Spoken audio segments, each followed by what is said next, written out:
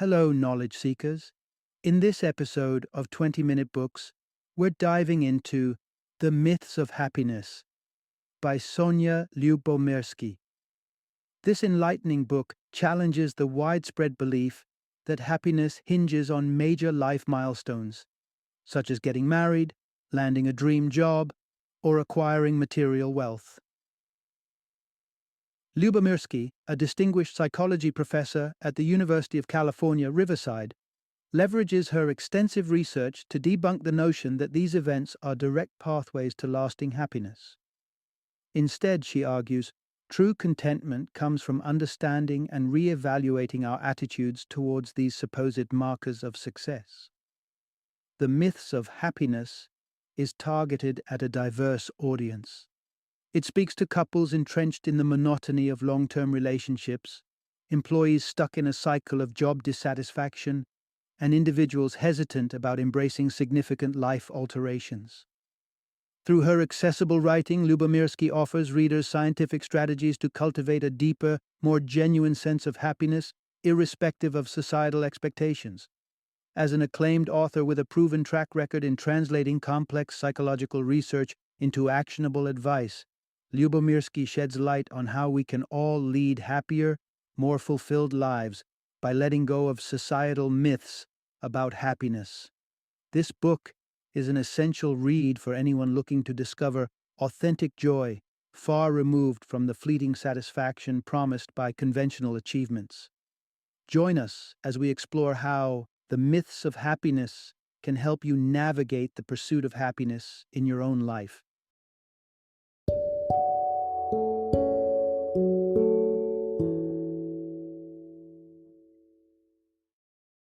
The Myths of Happiness. What should make you happy, but doesn't? What shouldn't make you happy, but does? Introduction. Unmasking the Myths of Happiness. A journey beyond conventional milestones. Why do we chase after certain life milestones with such fervor? It's because deep down we're convinced that ticking these boxes, whether it's finding love, climbing the career ladder, or securing a better salary, will be our ticket to lasting happiness.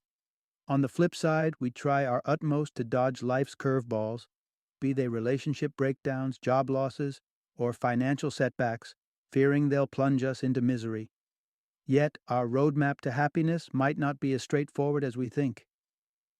Diving into the heart of our happiness quest reveals a complex terrain, shaped by misconceptions and mythical happiness milestones that might not lead to the profound joy we yearn for. The pursuit of happiness, it appears, has led many of us astray, yet hope is not lost. By realigning our compass and making subtle yet significant tweaks to our daily lives, we can embark on a path to genuine, long-lasting happiness. In this exploration, we'll be introduced to the concept of hedonic adaptation, the psychological phenomenon that explains why the joy from our achievements and the pain from our setbacks tend to fade over time. Understanding this concept is the first step in recognizing why our pursuit of happiness often feels like a never-ending chase. Imagine finding a silver lining in the storm cloud of divorce, or discovering that your career ambitions may be at odds with your quest for happiness. These insights compel us to reevaluate our conventional notions of what brings us joy and what plunges us into despair. Through this journey, we'll learn to peel away the layers of happiness myths and make way for a more authentic and fulfilling pursuit of well-being. Part 1. Happiness. Beyond milestones and misfortunes. When do you envision reaching the peak of happiness? Is it when you're exchanging vows with your soulmate, or when you're being offered that prestigious promotion at work? Our society has wired us to believe that happiness is a destination situated right after these significant life events. There's a buzz, a sense of euphoria that comes with these achievements, suggesting they might indeed sprinkle our lives with happiness. However, this joy is often transient, debunking the myth that there's a one-size-fits-all recipe for happiness. Here's a thought to consider. Happiness doesn't follow a preset formula. Stemming from insightful research by Harvard University and the University of Virginia. We've been enlightened about our flawed perceptions regarding the impact of life's ups and downs on our happiness. The findings show our propensity to overrate how much joy success can bring, and conversely, overestimate the despair that setbacks might cause. This has led us to a life of benchmark chasing. We ardently pursue what we perceive as milestones of success, convinced they are our tickets to genuine happiness. Simultaneously, we go to great lengths to dodge potential pitfalls, fearing they would lead to our undoing. However, the afterglow of reaching our milestones often wears off quicker than anticipated, leaving us feeling anticlimaxed. On the contrary, we shy away from risks or changes, driven by the fear of encountering life's adversities. But here's a twist. Experiences of hardship or trauma aren't necessarily the happiness stealers we imagine them to be. In fact, research suggests that those who have faced adversities or traumas often emerge happier than those who haven't. This paradox is primarily attributed to two reasons. First, surviving tough times arms us with resilience, preparing us to face future challenges with greater poise and confidence. Secondly, and perhaps more intriguingly, hitting a low point can serve as a catalyst for transformative life changes, propelling us towards paths we might never have considered otherwise, like chasing a long-held dream. It's clear that neither relentless pursuit of so-called positive milestones nor the avoidance of negative experiences guarantees the bliss we seek. The sooner we debunk the myth that happiness is tethered to these superficial achievements or misfortunes, the sooner we can embark on a more genuine quest for happiness, unshackled from societal prescriptions and open to the unpredictable yet enriching tapestry of life. Part 2. Embracing the evolution of love in the quest for happiness. Picture this, your wedding day, frequently dubbed as the milestone of ultimate happiness, with its flurry of festivities and fairy tale promises. Yet, in the whirlwind of preparations and societal expectations, the notion that this single day, or even the marriage it heralds, will be a perpetual source of joy seems almost fanciful. Here's a reality check. A striking revelation from a 2005 study shows that while newlyweds do enjoy a happiness boost during the initial couple of years of marriage, this heightened bliss is surprisingly transient. Sooner rather than later, their happiness levels recalibrate to their premarital state. This brings us to an intriguing phenomenon known as hedonic adaptation, the innate human tendency to return to a baseline level of happiness after experiencing significant changes or achievements in life. Whether it's a dream job, a luxury car, or a passionate romance, the ecstatic thrill these events bring fades away, and what was once exhilarating becomes our new normal. Now, when it comes to romantic relationships, the tapestry of love is even more vivid and complex. Initially in the throes of passionate love, our world revolves around the beloved. This phase is intense and exhilarating, marked by an all-consuming desire and a fear of rejection. Yet, as all-consuming as it is, passionate love is not built to last indefinitely, and frankly, it's beneficial that it doesn't. Imagine being so fixated on your partner that every other aspect of your life falls by the wayside. As passionate love gently gives way to companionate love, we enter a phase characterized by deep-seated trust, respect, and affection. This mature form of love may lack the fireworks of its predecessor, but it's the bedrock upon which strong, lasting relationships are built. More than just romantic partners, individuals in this stage become true companions, navigating life's myriad challenges together, from child-rearing and health issues to financial hurdles. This evolutionary journey from passionate to companionate love has been pivotal in ensuring the survival and propagation of our species. While the initial rush of passionate love draws us together, it's the transition to companionate love that sustains and nurtures our bonds over the long haul. So, if you find yourself lamenting the fading fireworks in your relationship, remember that it's not the signal to start swiping on dating apps in search of a new thrill. Instead, see it as a transition to a different, more sustainable kind of happiness within your relationship, one that's rich in trust, respect, and deep, unwavering love. And if you're eager to keep the flame burning bright, Stay tuned for insights on reigniting the spark in your partnership. Part 3. Igniting long-term love, keeping the flame alive. Imagine this. The once electric chemistry that had you and your partner glued together has settled into a comfortable routine of takeouts and TV marathons. Those spontaneous, passionate moments have been replaced with reminders about everyday responsibilities. It's a common transition, where the fiery passion morphs into a deep, steady flame of companionate love, a testament to the enduring bond you've built together. But does this mean you have to kiss the thrill goodbye and settle for a cozy yet predictable life? Not at all.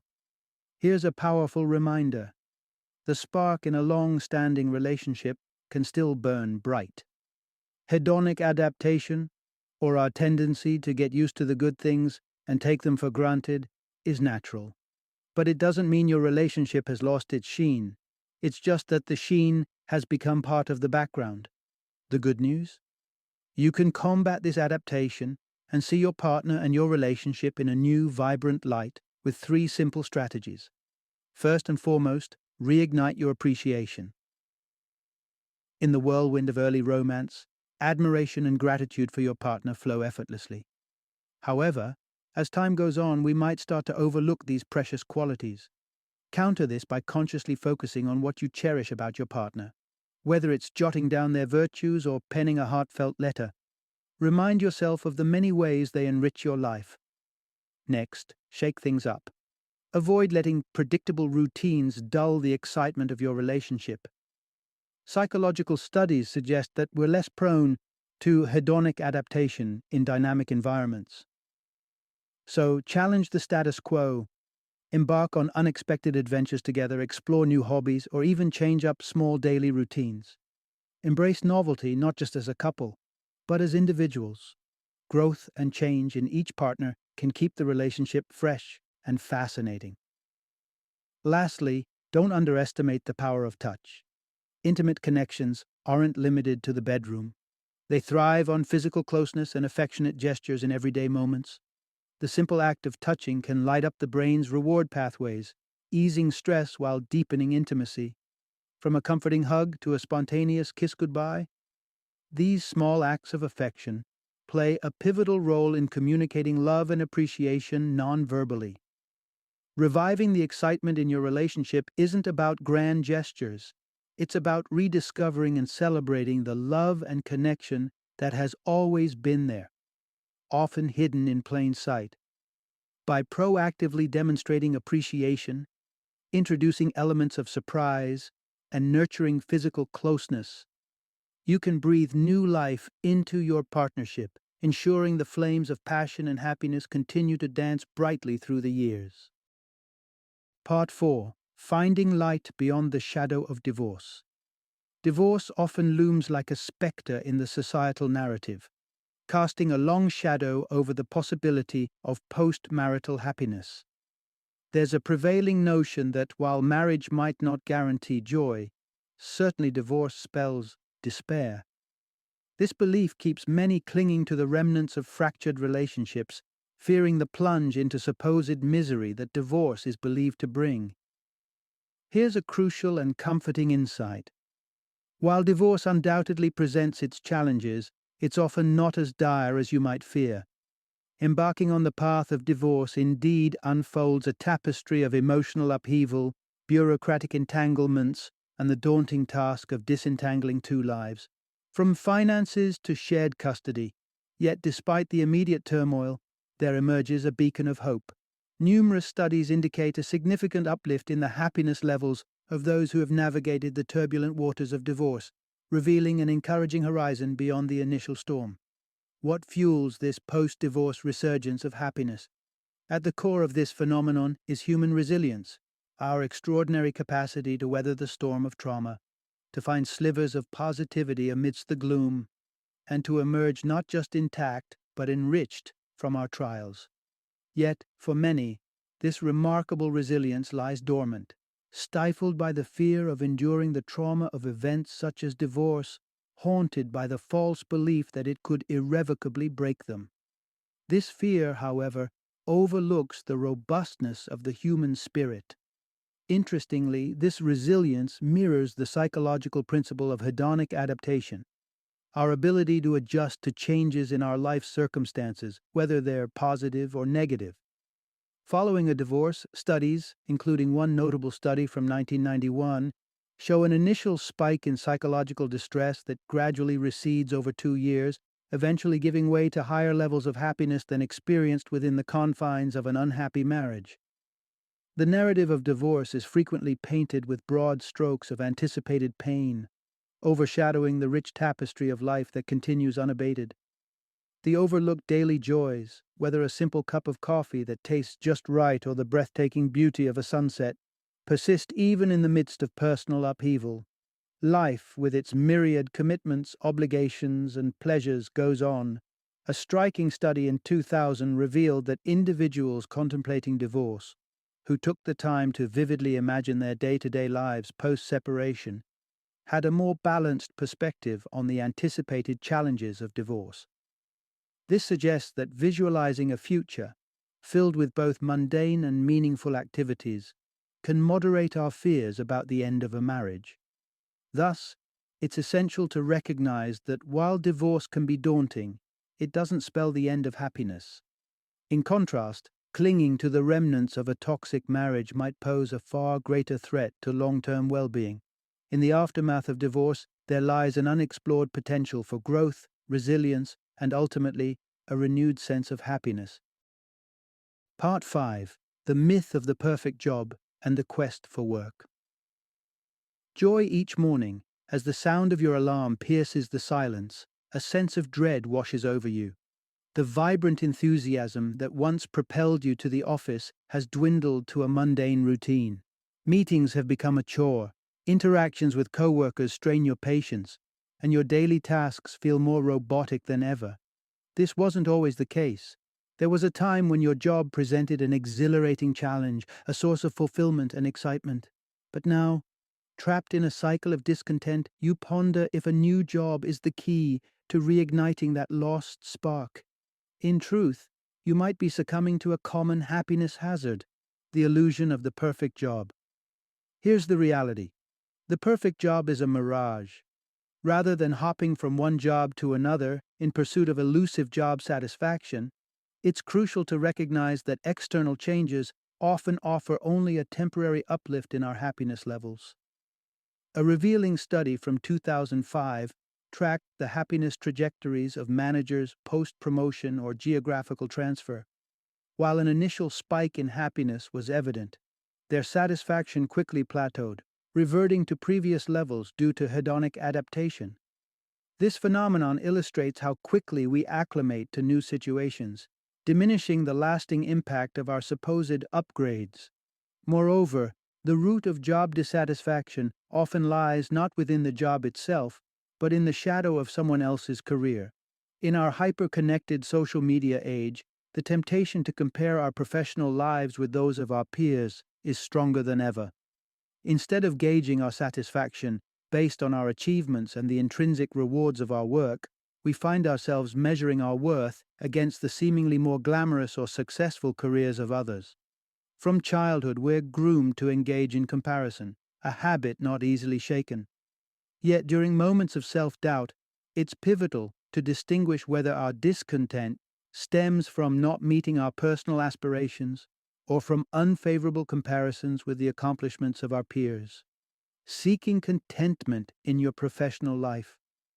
Begin by nurturing gratitude for the aspects of your job that do bring you joy, as a countermeasure to hedonic adaptation.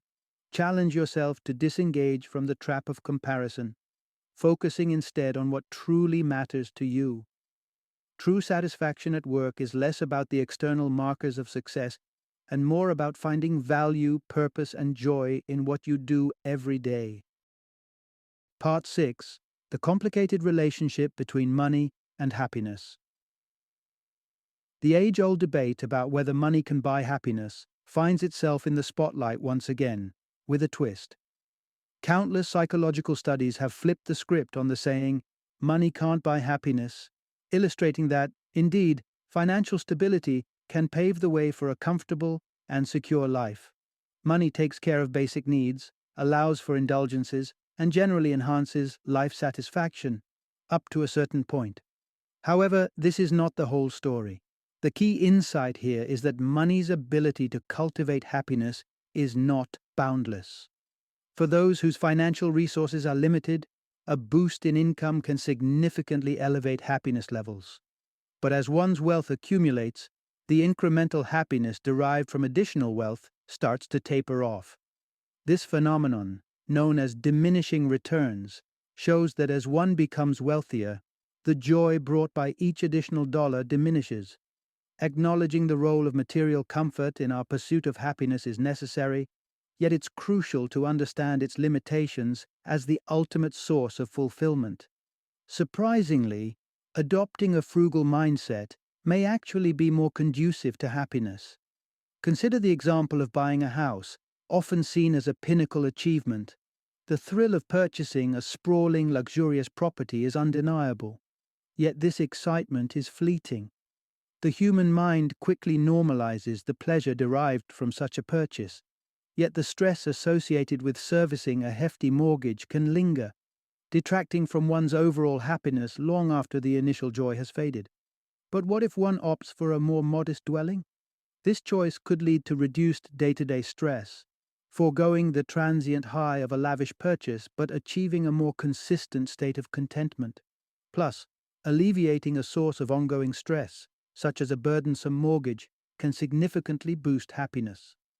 A study from 1997 highlights an intriguing aspect. Reducing negative experiences can generate far more happiness than adding new, positive experiences.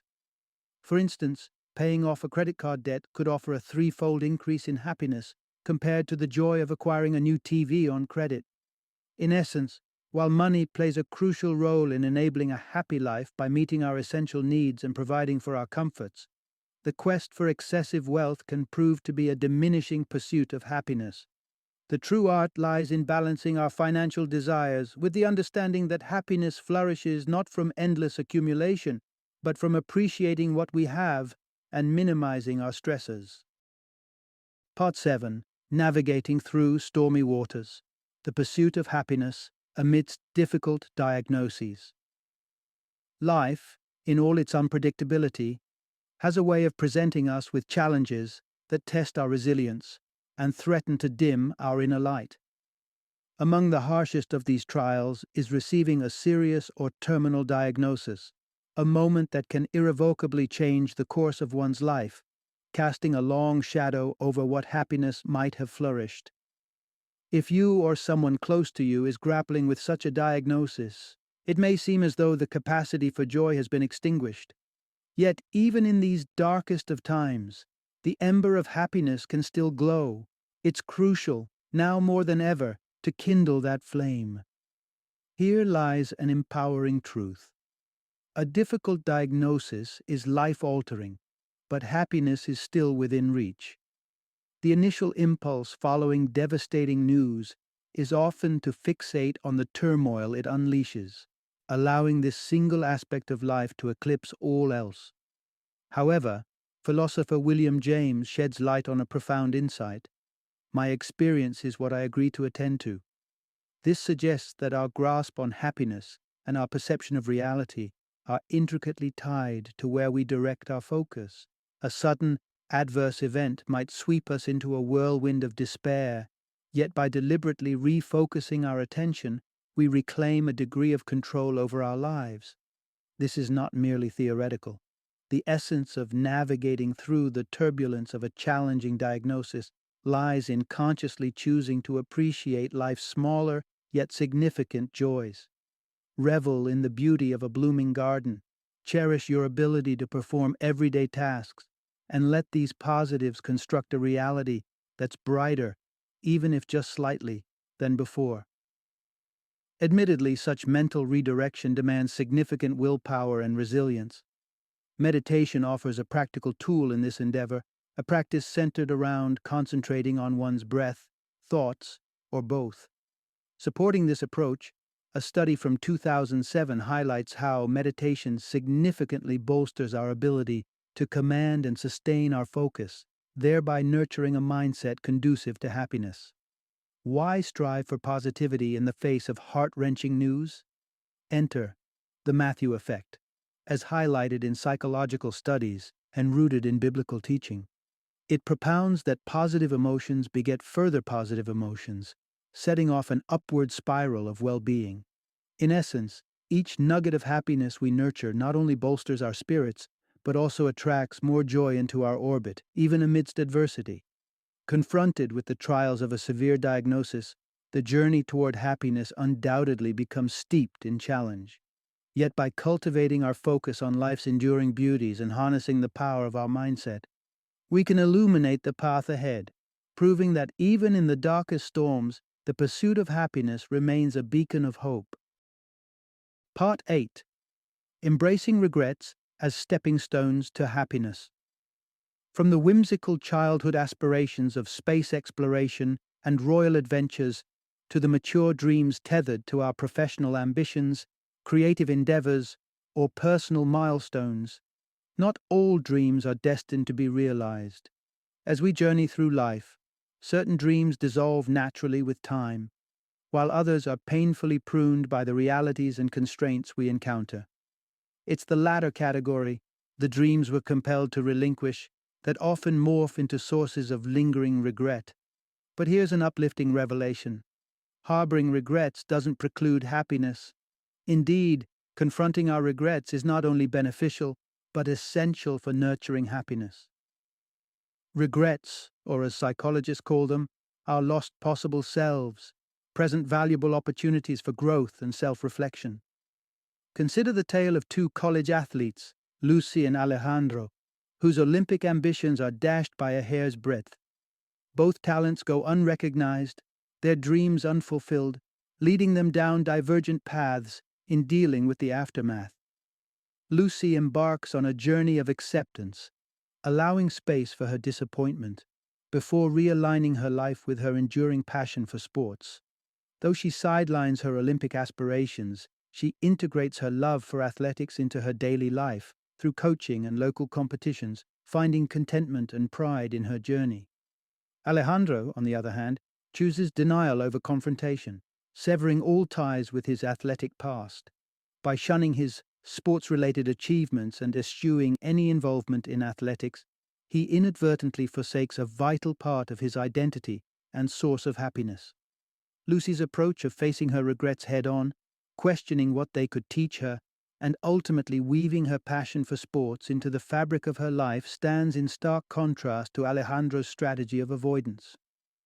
Lucy's story illustrates the empowering potential of engaging with our regrets, not as anchors that tether us to our failures, but as guides steering us towards a life that resonates with our deepest values and joys.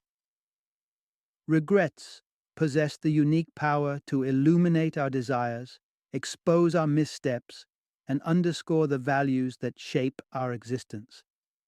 Far from being barriers to happiness, they encourage introspection and learning, urging us to avoid past mistakes and craft a future that aligns more closely with our aspirations. The narrative of our lives is textured with moments of both triumph and regret.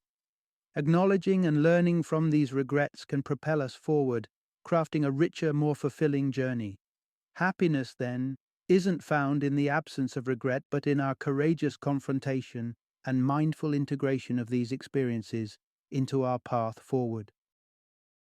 And final summary. The quest for happiness often feels like a pursuit shrouded in myths and misconceptions. Many of us have been led to believe in a set formula for achieving joy, a series of societal milestones and achievements that promise contentment upon their attainment. Yet, the reality paints a different picture, one where happiness is not so easily boxed and labeled. The essence of living a genuinely happy life lies in dismantling these myths. The notion that specific achievements or life events, be they career milestones, financial success, or personal relationships, will deliver lasting happiness is a fallacy. Equally misleading is the fear that certain adversities, such as job loss, divorce, or other life challenges, will forever plunge us into despair. To embrace true happiness, we must let go of these ingrained expectations. This doesn't mean abandoning goals or denying the significance of life's hardships. Instead, it entails acknowledging that happiness doesn't follow a one-size-fits-all recipe. It thrives not in the external validation of societal milestones, but in the internal sanctuary of acceptance, resilience, and the conscious cultivation of joy in the everyday. By stepping beyond the myths that bind our understanding of happiness, we open ourselves up to a world rich in possibilities for genuine contentment, a happiness that isn't dictated by external achievements but nurtured through our perceptions, attitudes, and the simple yet profound moments that life offers. This is the path to authentic happiness, a journey defined not by what we attain, but by how we choose to navigate the vast and varied experiences life presents.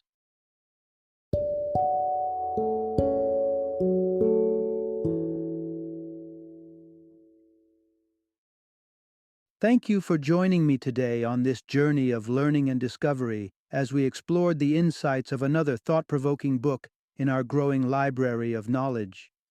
If you've enjoyed our time together, please take a moment to follow our podcast, give us a 5-star rating, and share 20-minute books with other knowledge seekers. Your support truly means a lot. Don't forget to join me again in the next episode, where we will delve into another enriching book. Until then, happy reading and happy listening.